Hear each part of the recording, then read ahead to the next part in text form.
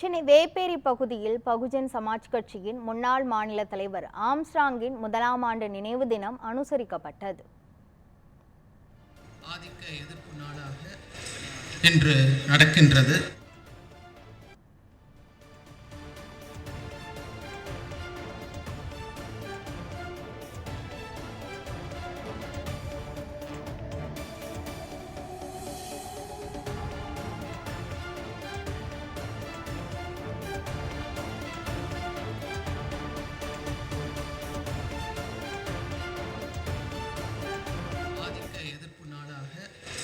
இன்று நடக்கின்றது. இந்த நிகழ்வுக்கு தலைமை ஏற்றிருக்கும் உச்சநீதிமன்ற வழக்கறிஞர், இது மட்டும் போதாது, ஒரு தலை சிறந்த வழக்கறிஞர் என்று நான் சொல்ல விரும்புகிறேன். வழக்கறிஞர், பகுஜன் சமாஜ் கட்சியினுடைய மாநில தலைவர் எனது அன்பு சகோதரர் டாக்டர் பி ஆனந்தன் அவர்களே, ரா பெரியார் அன்பன் அவர்களே, கீனோஸ் ஆம்ஸ்ட்ராங் அவர்களே, இங்கு பங்கேற்க வந்திருக்கும் சிறப்பு விருந்தினராக வந்திருக்கும் தேசிய ஒருங்கிணைப்பாளர் திரு ராம்ராஜ் அவர்களே, புத்த பிக்கு அவர்களே, இளமான் சேகர் உள்ளிட்ட நண்பர்களே, ஆம்ஸ்ட்ராங் குடும்பத்தைச் சேர்ந்த உறவினர்களே, பகுஜன் சமாஜ் கட்சியினுடைய மாநில மாவட்ட நிர்வாகிகளே, இங்கு வந்திருக்கும் பெரியோர்களே, சகோதர சகோதரிகளே, உங்கள் அனைவருக்கும் முதற்கண் எனது வணக்கம். ஒரு சில நிகழ்வுகளை மட்டும் நான் சொல்லி விடைபெறுகின்றேன். 2016 வருடம் என்னுடைய மகன் திருமணத்திற்காக அழைப்புதல் கொடுக்க ஆம்ஸ்ட்ராங் அவர்களுடைய இல்லத்திற்கு சென்றிருந்தேன். அப்போது அவர் மிகவும் ஆசையாக என்னை அழைத்து சென்று அவர் அப்பொழுது கட்டி கொண்டிருந்த புத்த கோவிலை சுற்றி காண்பித்து, விரைவிலே இது முடிந்துவிடும், அப்பொழுது விழா நடக்கும், நீங்கள் கண்டிப்பாக வர வேண்டும் என்று மிகவும் ஆர்வத்துடன் சுட்டிக்காட்டினார். இங்கு பேசியவர்கள் கூட அவர் எப்படி ஒவ்வொரு வருடமும் நாக்பூருக்கு மக்களை திரளாக அழைத்து சென்று புத்த வழிபாட்டின் மீதும் நம்பிக்கையின் மீதும் மக்கள் உறுதியோடு இருக்க வேண்டும் என்பதற்காக தொடர்ந்து செயலாற்றிக் கொண்டிருந்தார் என்று குறிப்பிட்டனர். புத்த பிக்கவர்கள் பேசும்போது கூட இது ஒரு கலாச்சார புரட்சியை ஏற்படுத்துவதில் ஆம்ஸ்ட்ராங் அவர்கள் மிக உறுதியாக இருந்தார் என்று சொன்னார்கள். அரசியல் புரட்சி என்பது உண்மையிலே தேவைதான். ஆனால் கலாச்சார புரட்சி இல்லை என்றால் அரசியல் புரட்சியினால் சாதிக்கக்கூடியது எதுவும் இல்லை. ஒவ்வொரு தனி மனிதனும் மாற வேண்டும், அதே சமயத்தில் இந்த சமூகமும் மாற்றமடைய வேண்டும். சமூக மாற்றத்திலே சுதந்திரம், ஜனநாயகம், சகோதரத்துவம் ஆகியவை உருவாக வேண்டும் என்றால் தனி மனிதனும் மாற வேண்டும். புத்த பிக்கு அவர்கள் குறிப்பிடும் பொழுது எப்படி இப்போ நாட்டிலே மது, ட்ரக் உள்ளிட்ட தீங்குகள் இளைஞர்கள் மத்தியில் அதிகமாக பரவி வருவது, எப்போதையும் விட இப்பொழுது மிக அதிகமாக நாம் ஆற்றலுடன் செயல்பட வேண்டிய காலம் வந்துவிட்டது என்றும் குறிப்பிட்டார். அந்த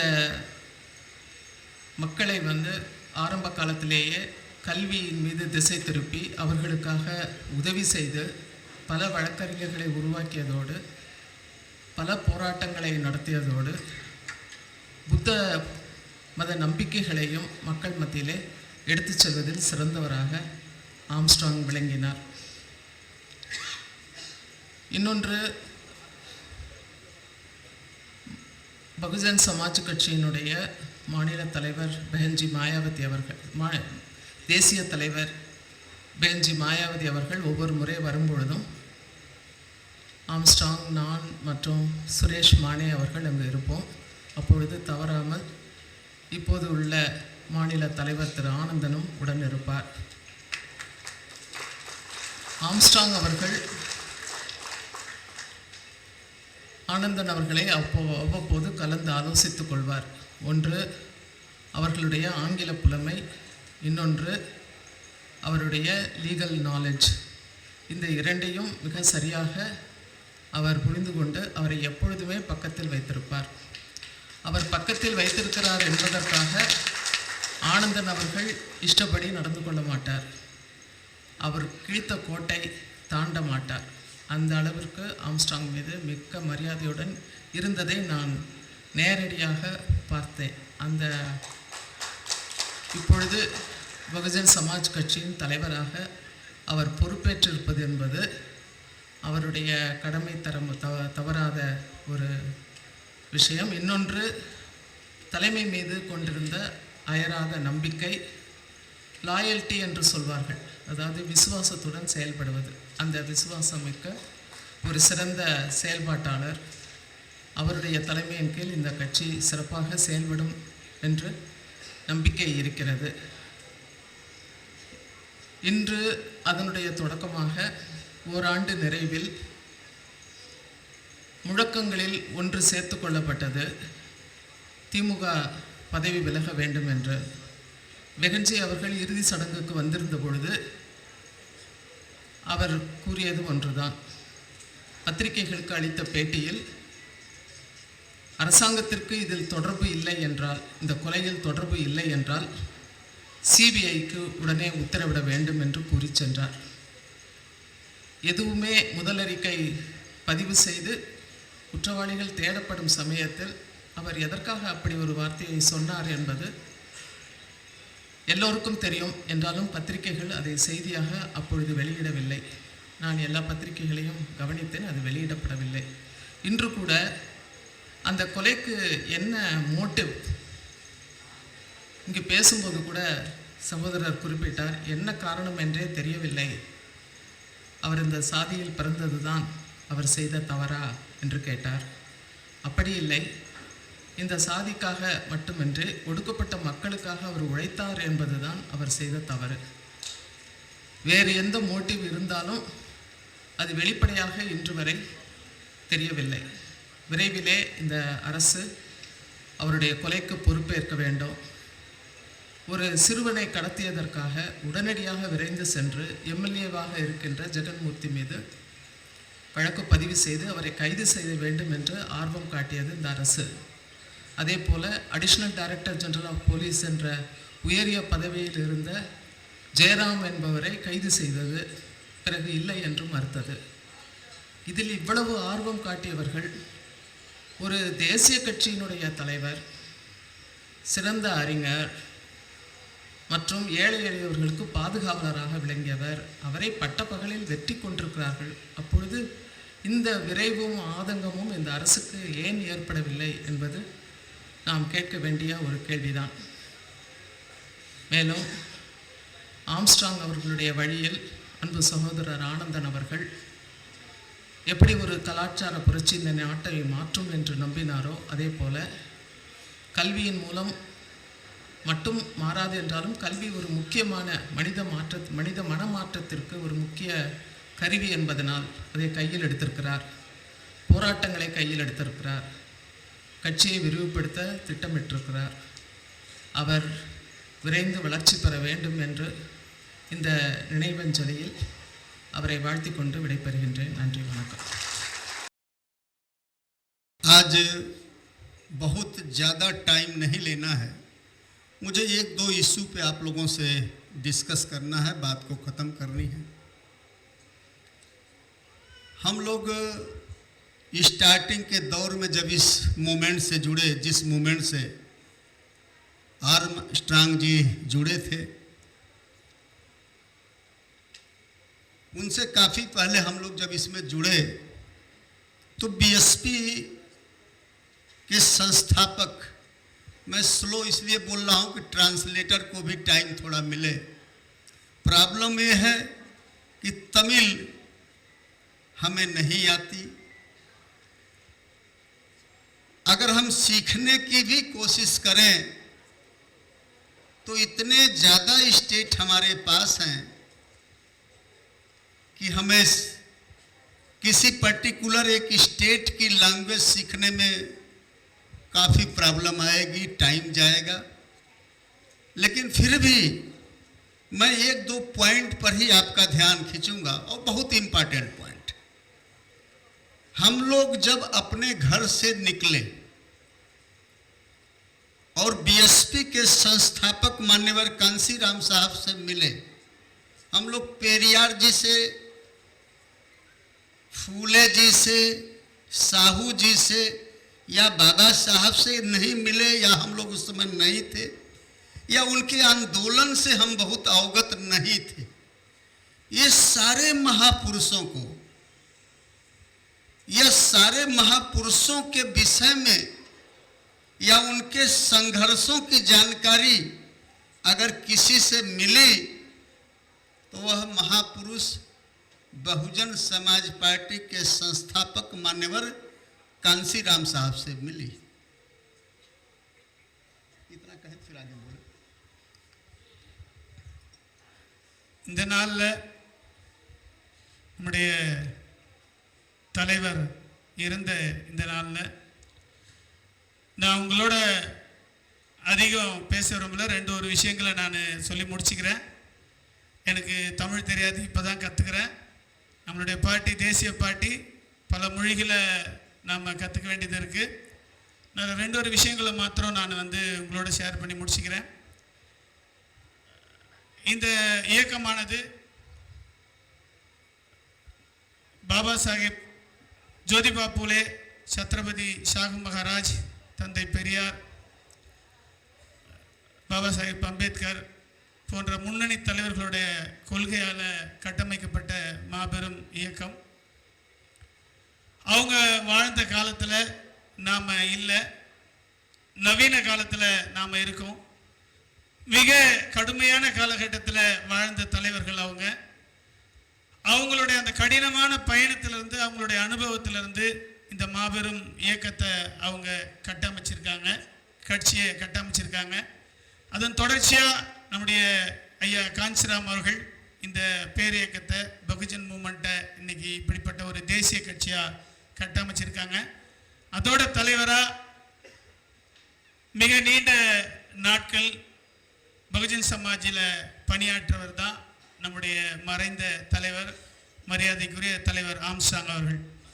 இந்த நேரத்தில் பார்த்தீர்கள் என்றால் நம்முடைய அப்போலோ மருத்துவமனையிலே அழுது புரண்டு ஓடிக்கொண்டிருக்கின்றோம். அப்போலோவிலே இருந்து அங்கிருந்து அண்ணனுடைய உடலை ஜிஹெச்சுக்கு எடுத்து சென்றார்கள் என்று அங்கே காவல்துறை வாகனத்தோடு தொடர்ந்து பயணித்து இந்த மணி நேரத்திலே ஜிஹெச்சுக்கு சென்று விட்டோம். அன்று என்ன மனநிலையிலே இருந்தோமோ அதே மனநிலையில்தான் நான் அந்த வருத்தத்தோடும் எங்களுடைய பேராற்றல் மிக்க தென்னாட்டு அம்பேத்கரும் எங்களுக்கெல்லாம் அனைத்து உறவுகளுமாக இருந்த எங்களுடைய அண்ணனை இழந்த அதே துயரத்தில்தான் இன்று அந்த 8 மணிக்கு என்ன, 8:30 மணிக்கு என்ன, 9 மணிக்கு என்ன, எவ்வளவு ஒரு மனநிலைமை இருந்ததோ அதே மனநிலைமையோடு தான் இங்கு இந்த அளவிலும் இருக்கின்றேன். இந்த நிகழ்விலே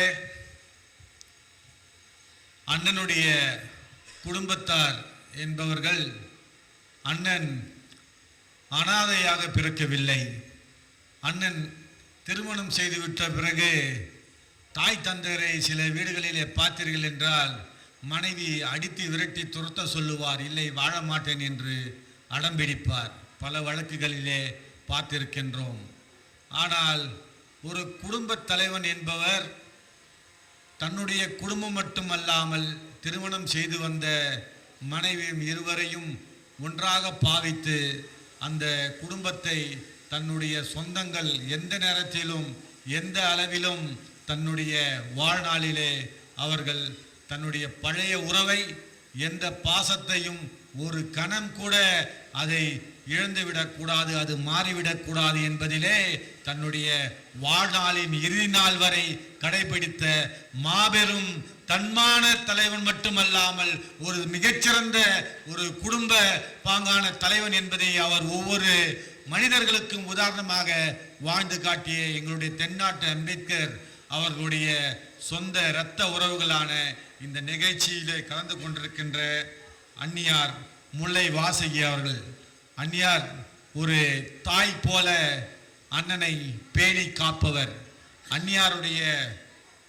அண்ணனுடைய பெரிய அண்ணன் வீரராஜன் அவர்கள் அண்ணன் எப்படி சொன்னாலும் அவருடைய குழந்தை போல, அதாவது முதல் மகன் என்று சொன்னால் அண்ணன் ஆம்சாங் அவர்கள் தான் அண்ணன் வீரராஜன் அவர்களுக்கு முதல் குழந்தை.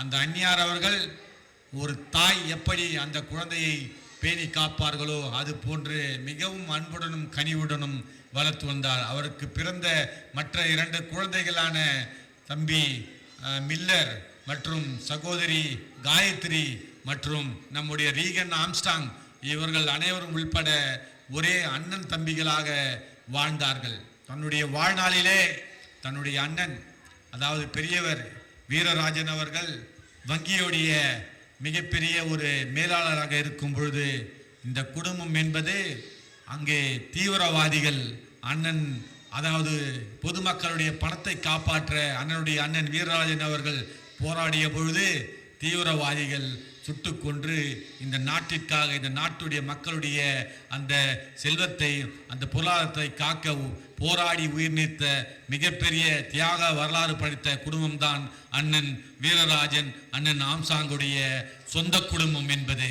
அப்படிப்பட்ட ஒரு சூழ்நிலையிலே இன்று இதே நாளிலே கடந்த ஆண்டு அன்று கொலை செய்யப்பட்ட பொழுது எதற்காக அண்ணன் படுகொலை செய்யப்பட்டார் என்று கேட்டீர்கள் என்றால் எந்தவித முன்விரோதமும் இல்லை, எந்த விதமான ரவுடி பின்புலமும் இல்லை. அவர் மிகச் சிறந்த ஒரு நல்ல மனிதர், யாரிடம் அவர் விரோதம் பாராட்டவில்லை. அதனால்தான் அவருக்கு துப்பாக்கி லைசன்ஸ் கொடுத்தோம். அன்று அவர் துப்பாக்கி லைசன்ஸை வைத்திருந்தார். அவர் தேர்தலிலே துப்பாக்கி லைசன்ஸை ஒப்படைத்து தேர்தல் முடிந்த பிறகு மீண்டும் வாங்கிவிட்டார் என்று நான் சொல்லவில்லை, நான் மட்டும் சொல்லவில்லை. சென்னை மாநகர காவல் ஆணையராக இருந்த அன்றைய ரத்தோர் சார் அவர்கள் எல்லா மீடியாக்களையும் அழைத்து அண்ணன் இருந்த மறுநாளில், அதாவது 5/6ஆம் தேதி இரவிலே பேட்டி அளிக்கின்றார். அப்படி அந்த பேட்டி அளித்ததிலே அவர் குட் சர்டிஃபிகேட், குட் கான்டக்ட், எந்த ஒரு குற்ற பின்னணியும் இல்லாத மிக பெரும் தலைவராக வந்த மாபெரும் தலைவர் என்று காவல்துறை சர்டிஃபிகேட் கொடுத்த பிறகுதான் அப்படிப்பட்ட தலைவருக்கு துப்பாக்கி லைசன்ஸும் தரப்பட்டது. அப்படிப்பட்ட ஒரு அப்பழுக்கு அற்ற ஒரு மாபெரும் தலைவன் எங்களுடைய அண்ணன் ஆம்சாங் என்பதை காவல்துறை நண்பர்களுக்கும், காவல்துறை என்பது யார்?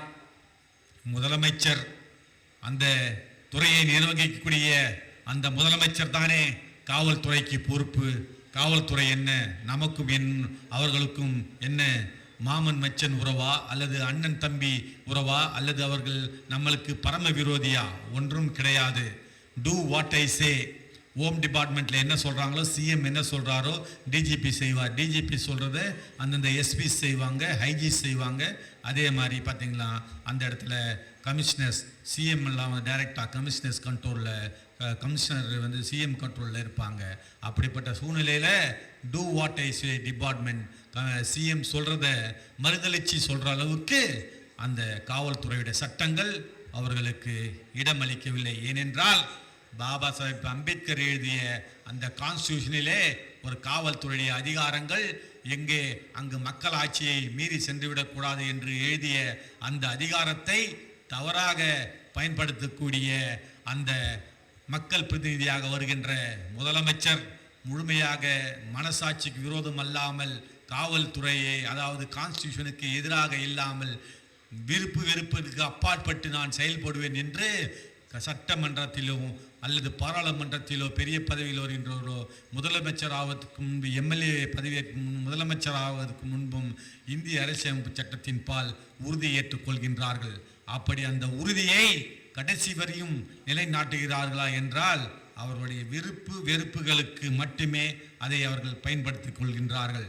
இந்த நிகழ்ச்சியிலே ஒரு சில பெயர்களை முக்கியமாக வாசிக்க வேண்டியது இருக்கின்றது. சொல்லிவிட்டு மீண்டும் நான் என்னுடைய அந்த பேச்சை தொடர்கின்றேன். இந்த நிகழ்ச்சியிலே கலந்து கொண்டிருக்கின்ற அன்பு சகோதரர் அண்ணனுடைய குடும்பத்தினர் வீரபாண்டியன், வேலம்மாள் அவர்களே, அண்ணன் வீரமணி அகிலா அவர்களே, கே வீரமதி, விமலேஸ்வரி அவர்களே, அண்ணன் மறுவுருவமாக இருக்கின்ற எங்களுடைய மாநில பொதுச் செயலாளர் அண்ணன் கீனோஸ் ஆம்ஸ்டாங் பியூலா அவர்களே, காயத்ரி கலைச்செல்வன் அண்ணனுடைய மகள் அண்ணன் மகள் மில்லர் மற்றும் Jerina V Reagan Armstrong, Philomena, Lakshmi Prasanna ஆகியோர்களே, உங்கள் அனைவருக்கும் அண்ணனுடைய ஆசி, அவருடைய பாதிக்கப்பட்டால் அவருக்கு நீதி கேட்க வேண்டும் என்று ஒரு அணியிலே நின்று நீதி கேட்க ஒரு அணி, நீதியை கொள்ளுகின்ற ஒரு அணி என்று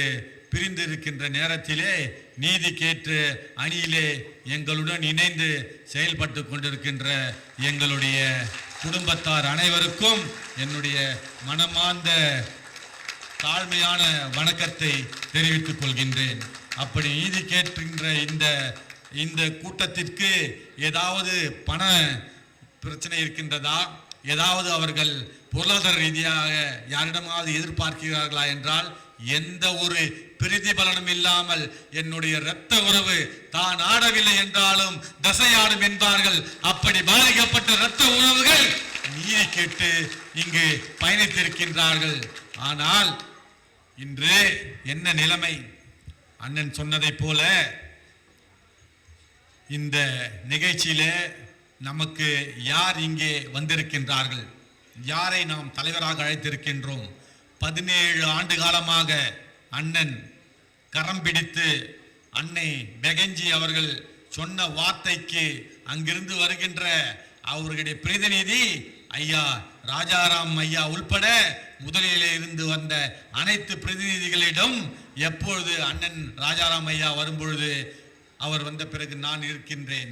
அதற்கு முன்பு வந்த பெகஞ்சி பிரதிநிதிகள் அனைவருமே பெகஞ்சி வந்ததாகவே கருதி அவர்களுக்கு அவ்வளவு மரியாதையும் உபசரணையும் அவ்வளவு ஒரு கட்சியில் உள்ள பாசத்தையும் காண்பிப்பார். அப்படிப்பட்ட ஒரு மிகப்பெரிய ஒரு பண்பாளர், படிப்பாளர், அவர்கள் எப்படி நடந்து கொள்ள வேண்டும் என்பதை அப்படி விமர்சையாகவும் அவ்வளவு ஒரு அன்பாகவும் பணிவாகவும் நடந்து கொள்வார்.